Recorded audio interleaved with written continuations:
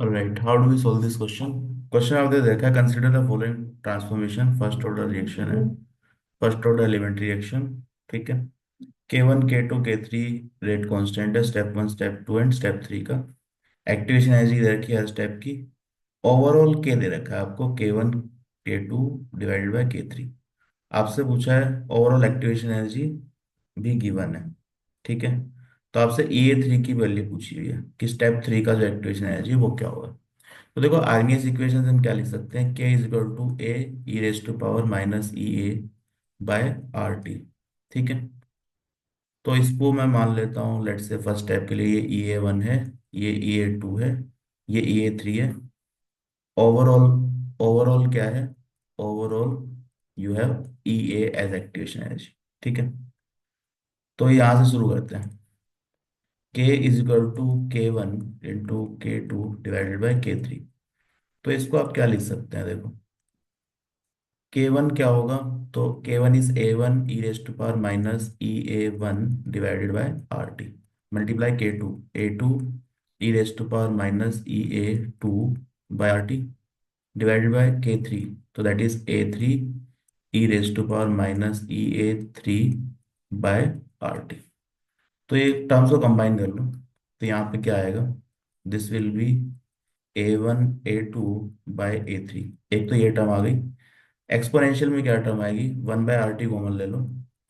तो ये हो गया E A1 plus E A2, negative पहले ले लिया हमने। E A1 plus E A2, यहाँ पे आ जाएगा माइनस E A3। ठीक है, ये ऊपर जाएगा तो प्लस बनेगा, माइनस एक कॉमन ले रखा है तो फिर से माइनस हो जाएगा।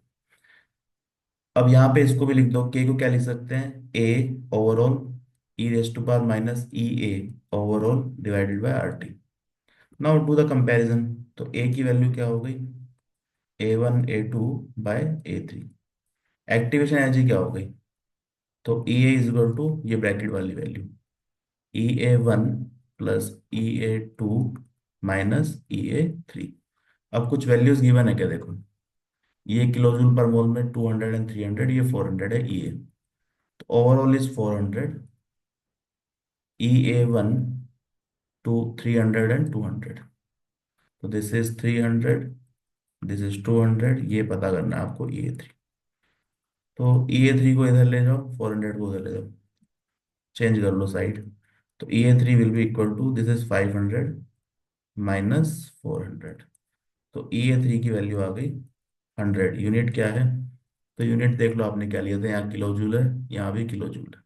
तो this unit will be kilo joule पर मोल, किलो जूल पर मोल।